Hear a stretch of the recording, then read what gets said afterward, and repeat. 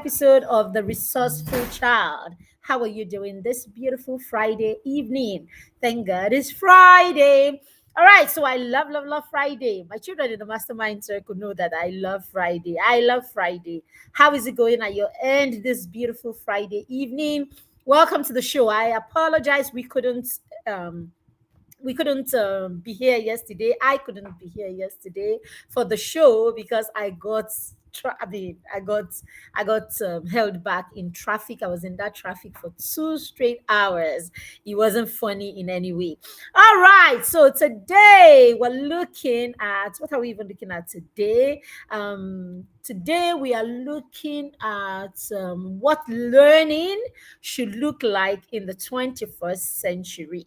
If you are here with me, thank you for being here. If you're catching the replay, thank you for joining us. So, why don't you go ahead right now, if you're here, and invite your friends? Invite your friends and loved ones who need to be here. If you have friends who have children, young children, 5-year-olds, 6-year-olds, 10-year-olds, why don't you invite them to be a part of this session? It's a JJ conversation. So you can join in the conversation in the comment section by asking your questions and sharing your thoughts and dropping, whatever it is that hits you while we are talking about this topic. So we talk about young children. So when we talk about young children, we try to talk about it gently so that it can sink. Anyway, we talk about it, so that it can sink and it can make sense even as you're listening to it. That way, your mind is already preparing. Okay, how do I apply this? Where do I apply this? And all of that. So let me start, dear parents, by saying that learning prepares your child to understand the world. Yes, it prepares the child to understand themselves, to understand the world around them, and definitely to solve the problems in their world. Now, when I'm talking about your child's world begins with their immediate environment. So, learning will help your child understand the environment or whatever environment they find themselves. So, wherever or whenever they find themselves in a new environment, you see the child exploring. You see the child exploring, the child is curious. What your child is trying to do is your child is trying to understand the world or his world, basically. So when you see him tinker, around with things, when you see him touch things, when you see him try things, when you see him, come across as a destructive child, no, he's actually not a destructive child, in many cases, in almost every case. The child is just trying to understand his environment because the child is a natural learner. The child is a natural learner. Nature itself pulls children to learn because God is a wonderful God. God knows that the child needs to know certain things in order to navigate the world, in order to navigate his world. God knows that the child needs to be independent. So independence is part of creation. Independence is part of God's purpose for our lives, that one day you will not need anybody as far as you're a human being. So God takes the whole of their childhood, especially in the first 5-10 years of their lives, preparing them to learn so that they can be independent. So your child has an innate desire to learn. Your child has a natural pull from nature to learn. So when your child is jumping around, when your child is tinkering with things, when your child is curious and trying to explore, you get into a new environment and you are settling down, gisting and trying to eat food. Your child wants to go around immediately. In fact, the younger the child is, the more curious they are, especially if they have reached that point where they can move around on their own. Your crawling child wants you to drop them down as soon as they feel safe in the environment. The only time your child who can move wants to stay in one place is because the child probably doesn't feel safe in that environment yet. Yet is the word. Okay, the child doesn't feel safe in that environment yet, or there's something in that environment that is threatening the child. The moment the child removes that out of the way, there's no threat in the environment. The child feels safe in the environment. The child feels safe with the people that he sees in the environment. I tell you, the next thing the child wants to do is the child wants to move. And that is because nature pulls the child naturally to learn. So the child is answering the call of nature. So curiosity that you see in your child, that's busybodiness that we like to think, that they are. You say he's restless. You say he has busybody. You say he doesn't stay in one place. You call it hyper. All those things you call, except in extreme cases where there is some sort of, a challenge or some sort of a disorder or something like that. Apart from that, the child is just answering the call of nature. It's like feeling like, it's like feeling like you need to use the toilet and you go and use the toilet. So that's how nature is pulling your young child, right, to gain independence. And he will gain independence when he understands his world. Of course, when he understands himself, right?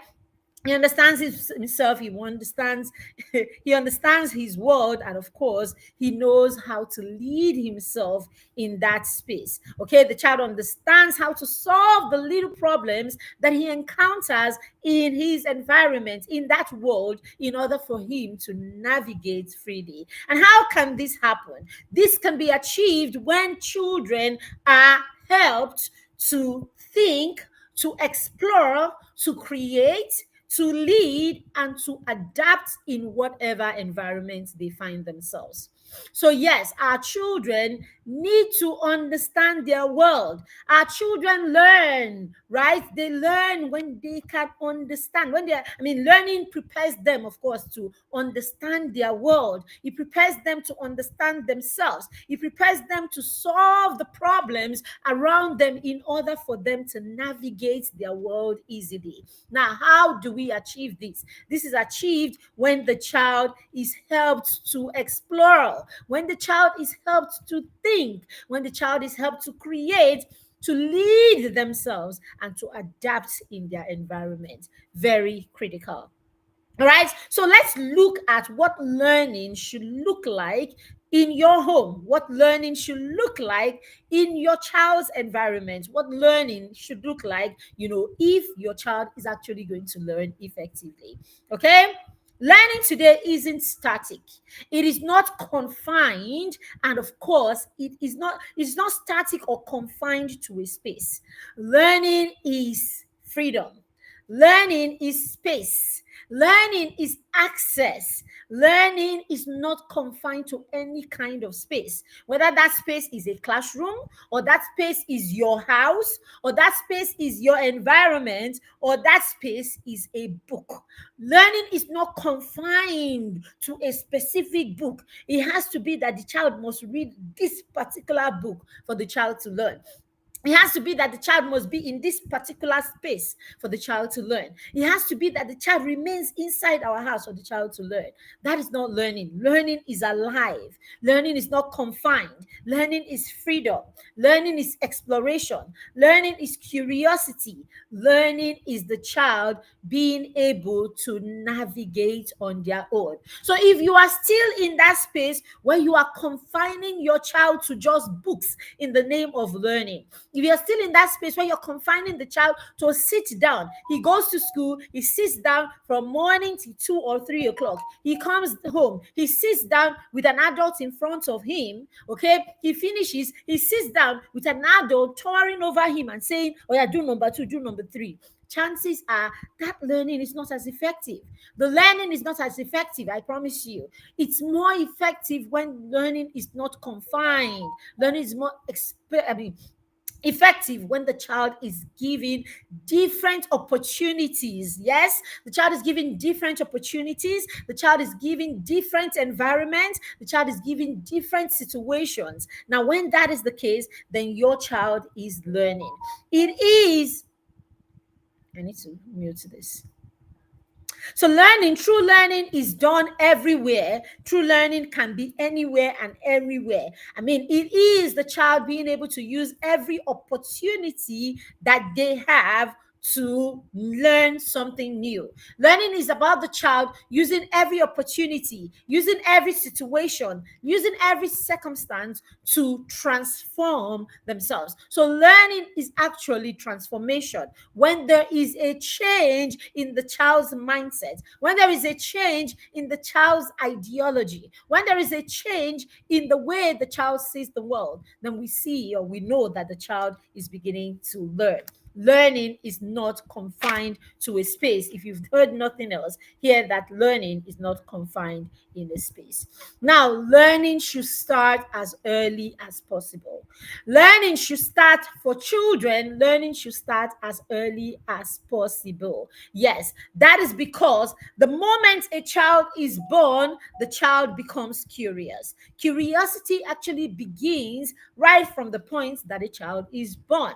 The child is already looking around. The child is already trying to make sense of the sounds that they hear. The child is already trying to make sense of what they feel. The child is already trying to make sense of every taste, everything that they taste. That's where you see them. They begin to recognize, the different tastes. So you put your child to breast and the child recognizes that this is it, and the child is eating that. The next time you put something else in the child's mouth, the child is able to recognize the difference between one taste and the other. That's the child exploring. So the child begins to explore right from the day the child is born. So that is when learning should begin. Learning is in every play. Learning is in every exploration. Learning should therefore be maximized and should be capitalized on by the adults in the child's life. Now, what do you do as a parent? What do you do as a caregiver to ensure that learning is maximized and that you're capitalizing on the fact that the child is a natural learner and the child is already prepared and his nature is already calling the child to learn as a young person? You create a stimulating environment that allows the child to explore, a stimulating environment that allows the child to tinker, to touch, to feel, and to be a part of his environment. A stimulating environment that allows the child to learn by governing himself or leading himself. A stimulating environment is one that allows the child to lead themselves. Remember, we said learning, the child would have to know themselves, right? Learning helps the child to know. Learning happens when the child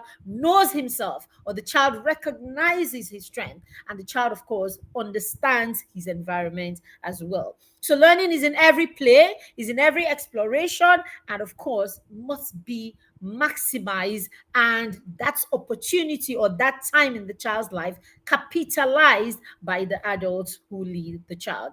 Learning should be in teachable moments. Yes, learning happens in teachable moments, making use of every teachable opportunities. So learning is in every teachable moment, is in every teachable opportunity. So as a parent, you are not waiting for the child to be confined to a class. You are not waiting to be confined to a room. You are using every opportunity that you get. So meaning learning can be in the grocery shop. Learning can be on the streets. Learning can be in your room. Learning can be in the kitchen. So when you get to the point where you begin to recognize that learning is not confined and it can be anywhere, then you will not miss teachable opportunities. So every time there is an opportunity to teach your child, you capitalize on it and you use it. Life offers us numerous opportunities everywhere that we go, in the playground, in the grocery shop, in our houses, wherever it is, there are teachable opportunities. Our responsibility as parents and caregivers is to make sure that we are capitalizing on those events and those opportunities and using them to teach our children, or using them as teachable moments for our children. So every question, learning is in every question that the child asks. So every question should be turned into an adventure. Every question that your child asks you, dear parent, should be a discovery quest for you and your child. So yes, when you understand this, then you are actually, putting your child or young child in a place where the child is learning, because that is what learning is all about. Okay, or that is what learning should look like. It should be in every question, turning every question into a quest, turning every question into a discovery opportunity, so that you and your child are able to discover. For instance, your child comes and he asks you, "Mommy, what is this? What do you think it is? Why don't you look at it? Touch it, look at it, feel it. What does it look like? What does it look like? So can we check and see if there's any other thing in this house that looks like it? Go and look around." And then the child goes around and the child sees something. I mean, it's probably the ring light. He looks at the ring light. What is this? What do you think? What can you see? What is it doing? Can you look at that switch there? Touch on the switch. He touches on the switch, it goes off. Touch on it again, it comes on. So what do you think it is? What is it doing? Is there any other thing in this house that is doing the same thing that this is doing?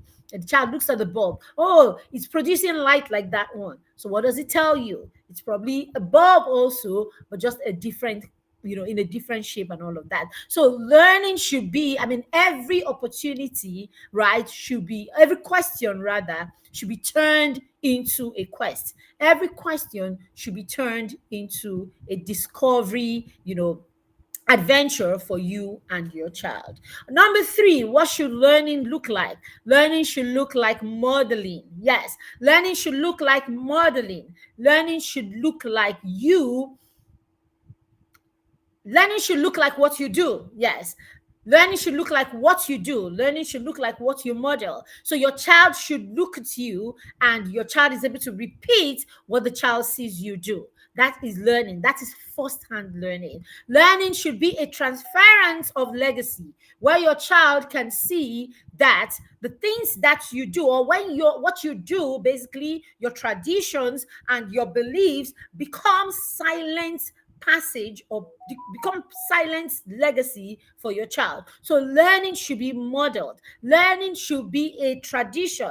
Learning should be legacy being passed, where your child can simply look at you, your child can simply listen to you, your child can simply repeat what you are doing, and in doing that, your child is being transformed. So of course, learning is a transformation, right? Until transformation happens, then learning has not happened. So the moment you see that your child is beginning to change their disorganized way and they're beginning to do things the way you do them, that's it. Transformation is already happening. And that's because you were a model to that child. So learning should be silent legacy being passed down from you to your child, and that is done through modeling. That is part of what learning should look like. What should learning look like? Learning should be hands-on. Learning should be practical.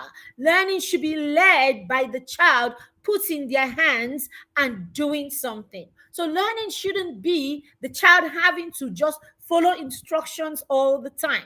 Learning shouldn't be the child having to listen to you all the time. As a matter of fact, how much can they even retain? Or how much is what you are saying even making sense to the child? So yes, is the child listening to you, or can the child hear you? Yes, the child can hear you. Is the child learning from you? The child is probably not able to internalize, because for a child, learning is practical. Learning is hands-on. In education, we say that the hands are the instruments of the brain. So if your child is not using their hands, if your child is not doing, if your child is not, being a part of the process, then the child is not internalizing learning. Okay, that is the reason your child does not necessarily need a chalkboard or a whiteboard for them to learn your language, right? They didn't need any of that. The child didn't need a board for the child to learn to crawl. The child didn't need a board for the child to learn to speak. If you have to go and learn a new language right now, you have to go to school, or you have to intentionally or deliberately, right, use an app, or, work with people, listen to them. there must be deliberate effort made at learning that language. In fact, this evening, my daughter was telling me that she wants to learn Italian, right? She wants to learn Italian language, and she's going to use a certain app basically. Now, for you to learn at a certain level, there must be effort. But for your little child, for your 3 months old, your 5 months old, your 8 months old, your 10 months old, for your child, under three, they don't need anything at all. All they need to do is listen to you. All they need to do is see you. All they need to do is watch you. All they need to do is be in that environment. And the moment they are in that environment, their absorbent mind is absorbing everything through their senses, and the child is learning. So learning has to be practical. Learning has to be hands-on. The child needs to be a part of it. The child needs to be doing something, right? Even that's, as I said, that's why you don't need a chalkboard. The child doesn't have to write, that way. The child just needs to be practically involved in that learning. And so when the child does that, so in your home, the child just needs to join you in doing what you're doing. Are you cooking? The child is a part of it. The child is also cooking with you. The child is there listening to you. The child is there seeing you. The child is there internalizing what you're doing. So what happens is, when the child is given the opportunity, or when the child has the opportunity, the child tries to replicate what the child has seen. And that's transformation. The moment we get to that point, we know that the child is learning. All right? Learning has to be hands-on.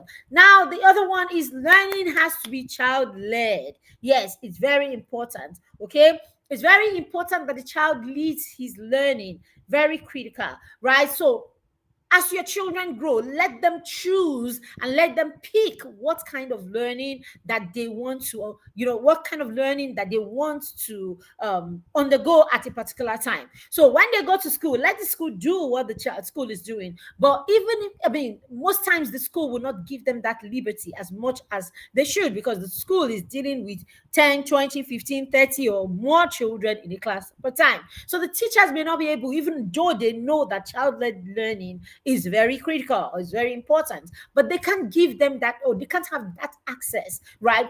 But the school also recognizes that the home is part of the child's learning. So at home, can you give your child that opportunity? All right, give your child that opportunity. And there's a great way to do it by creating a system or structure where you sit down in your home together with the child and let the child decide, what do you think we should learn on Mondays? What do you want to learn today? So there is a way you can still exert some level of control, right? And yet the child feels like it is me. The child feels like he is in control. You can sit down with the child and give the child the opportunity to decide, okay, give them options, 2 options, 3 options. Okay, we're going to draw a timetable. All right, we're going to draw a timetable, for meals. We're going to draw a menu table for meals. Okay, and these are the options. On Monday, we have rice, we have beans, and we have pasta. Which one would you like? And then you step back and allow the child to make that choice. The child feels like they are the one making the choice. But what you have done, you have narrowed it, right? You have narrowed it to the point that you have given the child 2 or 3 choices. What you do, or when you do that, you make the child feel like the child is running the show. Because the more the child is leading his learning, the more the child is interested and is willing to learn. All right, so child-led learning research has shown that when children are at the forefront of their learning, when the learning is child-led, the child internalizes it even more. So for you as a parent, or for you as a teacher or a caregiver, what is the goal? What's the goal for you? The goal is definitely to have the child learn, isn't it? So if this is how you're going to get the child to learn, why not? Right? If this is how we're going to get the child to learn, why not? Because our interest now is having our children become lifelong learners. Our interest is having our children really learn. We want them to learn effectively. We want them to enjoy learning. We want them to be interested in learning, because the more they want to learn, the more they become knowledgeable, isn't it? The more we can get children to the point where they are willing to learn on their own, then you don't have to drag them, right? So that's it. So the more child-led the learning is, the more the child is able to take it in, the more the child is able to internalize it. And so you want to create that opportunity for your child to feel, and for your child to actually lead their learning by giving them options. Now, when you give them too many options or you leave the options open, right, you get the child confused. Too many options will get children confused. Now, they are not making, because they are unable to make informed choices, right? They are unable to make informed choices because they are not matured enough to make choices based on what is reasonable. They're not able to make choices based on what is right because they don't have that ability yet. So that's why you come in and you streamline it to two, three options that you already know are good options, basically. Now, the child still feels like it is me that is making it. Although the child doesn't have the ability to make good choices, him making good choices still helps him, right, as a learner. I hope you understand what I'm saying now. Okay, so the more the child can choose, or the more the child feels independent, or the more the child feels like this is me doing what I love to do, or this is me doing what I want to do, the more the child is interested in it and the more learning is happening. Now, that choice may be a bad choice, but then again, the child doesn't know that it's a bad choice because it doesn't have the ability to reason it that way. So that's where we come in as parents, giving them two good choices, three good choices, so that they still get the feeling of I am the one making the choice, and yet the child is, you can ensure, or you can make sure that the choice is not one that is unsafe for the child. Very important. All right. So these are, I just shared with you five things that learning should look like in the 21st century. If your goal is to raise a child who really is learning, if your goal is to raise a child who is an effective learner, if your goal is to raise a child who will become a lifelong learner, this is what learning should look like. Learning, of course, should start as early as possible. Okay, it should start as early as possible for every child. It doesn't matter what needs the child has, it doesn't matter what it is that they say the child is. Learning starts. The child becomes curious as soon as the child is born. So learning should start early. It should be in teachable moments. It should be you using teachable moments. It should be you modeling. It should be child-led. It should be hands-on, of course, and of course it should be alive. Learning should come alive. It should feel like it's a part of the child's everyday life. All right, so now let's just look quickly at how your child sees learning. Okay, how does the child see learning? The child sees learning this way: I want to learn through the things that make sense to me.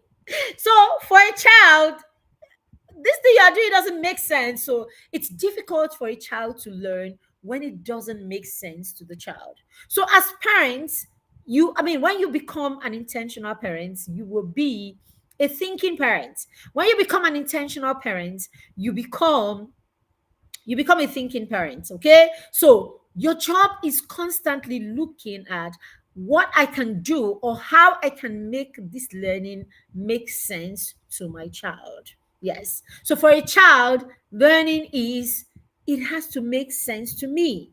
I want to learn things that make sense to me.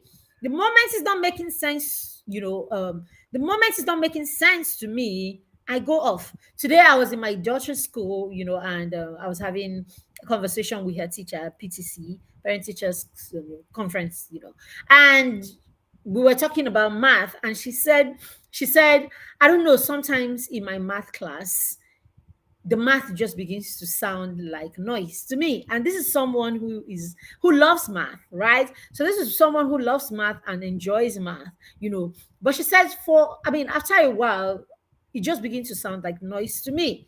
you know At the beginning it's okay, but after a while it begins to sound like noise to me, these days. So it's two things. It's either that she hasn't connected with her teacher yet, she doesn't understand, the concept, maybe what she's learning right now.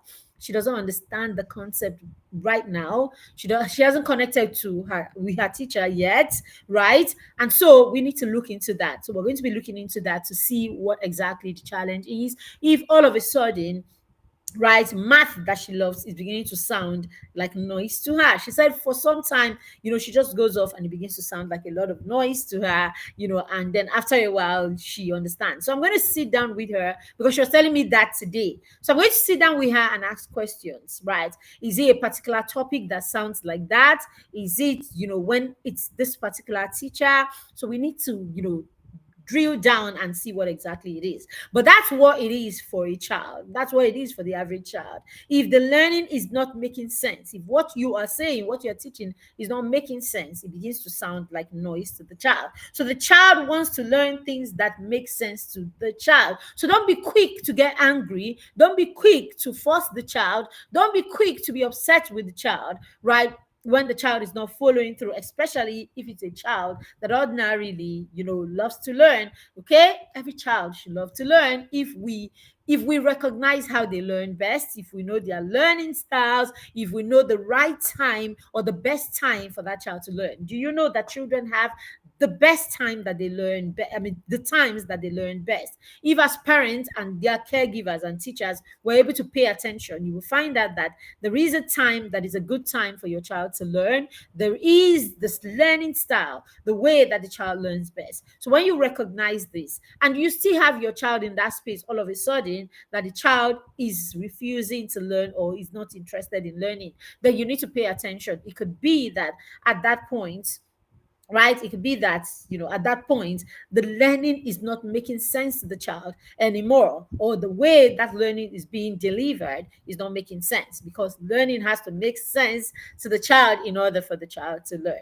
Number two, I want to be able to ask questions. So for the child, this is how he sees learning. Okay, I cannot be learning when I cannot ask questions. So even for that quiet child in your class, you want to drill down, because chances are that child has probably been shut down, right? He's been hushed when he asked questions in the past. It could be, something that the child is carrying from a previous teacher, from home, or it could be a particular teacher. So you find your child, or you find the child in a class with a particular teacher, and the child is quiet and doesn't ask questions. Yes, you find the child with another teacher that the child connects with, another teacher that allows the child to express themselves, and the child is speaking up and asking questions. But the truth about it is, every child is curious enough and they want to know. So for a child, this is what learning, or for a child, this is what he wants to see, right? This is what he wants to see in order for him to learn. He wants to see that he is able to ask questions. Can I ask questions? So you find out that if your child is in a home, if you're a parent who answers questions, if you're a parent that when your child comes to you, you're not constantly saying, leave me alone, I'm tired, leave me alone, I'm tired. If you're that parent that when they come, you answer them. Other times you tell them, something, can you give me some time right now? We can do this later in the day. And you don't forget to go back to read, because promises to children are very important that you keep them. So you can say to the child at the time you're tired, right, or stressed, you can say to the child, okay, something, sweetie, let's do this later, and be the one to remember to do it later. What it does is it makes you credible in the eyes of the child. It makes the child trust you, right? And then, of course, you teach the child, to be someone who takes integrity and trust highly. So remember, when you are modeling, you are passing down your unspoken legacy to your child. When you model to the child, you are teaching the child how to also, act in turn, basically. So it's important. So when you tell them, let's do it later, remember to come back and be the one to say, yes, can we do it now? Okay, but you don't have to answer every question at the time that the child is asking it. But how do you make the child, right? How do you make the child understand that it is just for this moment? We can always come back. That's the difference between an intentional parent, or a parent who understands what learning should look like to the child, and one who doesn't understand. Okay? Another way that your child sees learning is, I want to do something. Okay, so the child doesn't just want to sit down there and listen to you all the time. Your young child wants to do something. So, is this your learning? I mean, this thing you are teaching or this thing you are saying, is there any way that we can role play it? Is there any way that we can act it out? Is there any way that we can see someone acting it out? Is there any way that I can be a part of that act? Your child, this is how your child wants learning to be. This is how your child sees learning. I want to act it out. I want to do something. I want to be a part of it. I want to try. I want to put together. I want to pull apart. So, this is what learning should look like, or what the child wants learning to look like. I want to see how it connects to real life. Very important. The child wants to see how what you are saying, how does it connect to real life? The child wants to see this. The child wants to know this. This is very important to the child. And then lastly, the child wants it to be fun. For a child, the best kind of learning is that learning that is fun. So, whatever it is you're teaching your child, from cooking to how to make their bed, how to dress up, how to tidy their room, how to be kind, how to be empathetic, the word of God, whatever it is at all that you are teaching the child. Once there is an element of fun to it, where there's an element of excitement to it, then you understand the assignment, because now your child is a willing learner. So for a child, he sees learning as fun.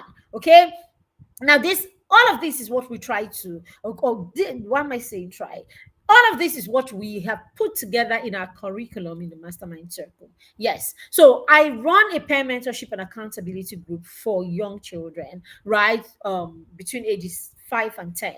What we have done in our curriculum is we have roped in all of this, what makes learning for a child, and what learning should look like, in today's world. So when we teach, when we instruct, when we have conversations with the children, when we give the children tools to do, we incorporate all of this, the fun part of it, the hands-on part of it. We model these things, all right? We have conversations around these things, and then we create the practical part of it in order for the child to use. We use every teachable opportunity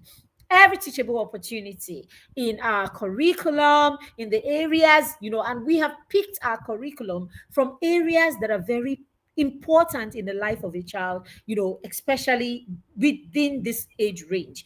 The everyday things that happen in their homes, because, of course, parenting is universal. Yes, we may be in London, America, Nigeria, Cotonou, but parenting is universal. So we've put that together, these universal things that, this group of children encounter in their everyday life. We've put this to create the curriculum for the children. So our curriculum is practical, it's hands-on, it models, right? It is fun. It is relatable. It is relatable to real life situation. And that's because we understand that this is what learning looks like for the 21st century child. This is what the child wants learning. I mean, this is what the child sees, and the child knows that, okay, this is it. This is how I am supposed to be learning, or this is what learning, this is what is worth me, try allowing myself you even to be convinced or believing, basically. All right, so this is why you want to be a part of the mastermind circle. You want to get your child on board to join us in the mastermind circle. All right, so we have our present cohort that is going on right now, and that cohort, we are still taking in people. The cohort is going on already, but we still have slots for people to come in between now and the end of October. On the 31st of October, registration into the mastermind full year subscription ends on the 31st of October, and you're not able to register your child again. But right now, you can register your child. I mean, the benefits of the mastermind are too many. I can't even start to talk about them right here. Okay, but at the end of the session, you can look at some frequently asked questions in the comment section about the Mastermind Circle. You also have all the details that you need to register. The Mastermind Circle is so affordable that it is less than 8,000 per month. Yes, it's 80,000 for the entire year. For 12 whole months, you are with us. The child is learning. We're supporting the child. We're supporting you as a parent. You have access to us. We're supporting the child. We're partnering with you, right? And our learning and our teaching in the mastermind is holistic. So the child is growing in every area. We have 10 dimensions that cover, right, every area of learning. By the time the child goes through this 10 dimension, I promise you, you will be raising a child who is solid, a child who is wholesome. You will be approaching learning from a holistic view. So you want to be a part of that. You have the information on your screen right now to be a part of the Mastermind Circle if you're watching on YouTube and on Facebook. On Instagram, you will see the information in the comment section. Get your child on board. I can't wait. See, this Very Best is the sweetest for your 5 to 10 year old. I promise you. All right. So I can't wait to mentor your child. I can't wait to partner with you, right, to help the child become the best version of themselves. So we can't wait to have your champions with us in the Mastermind Circle. Thank you for joining me today. I hope you have learned one or two things that you're going to take and apply in your home situation or your dynamics, right, to help your young child learn. This is what learning should look like. What we have talked about. There's more, but these five, put them, into consideration, put them in your dynamics, and before you know it, your child is a willing learner and you'll begin to see the transformation that happens. Thank you again for joining me. My name is Maribel Chima, and I am the matron of the Mastermind Circle. Yes, and of course, the founder of the Parenting Through Mentorship Academy and PTM Resources. Have you read any of my books? Do your children have my books? We have 12, 14 books, amazing books that your children should read, right? Beautiful books, beautiful stories. If your children are not reading books, dear parents, I beg you, please, they need to cultivate that habit, and you need to help them today. And we have amazing books that will help that process, beautiful books that will help your children grow in lessons, and then of course amazing stories that you can share as a family. Thank you again for joining me. Enjoy the rest. Tomorrow we'll have some of our books to show you if you don't have any of them, and if you have some of them, so that you see the ones you don't have, so that you can upgrade and update your library. All right, thank you for joining me again. Have a fantastic rest of the day. Bye. Thank you for joining me. Bye. All right then. Bye.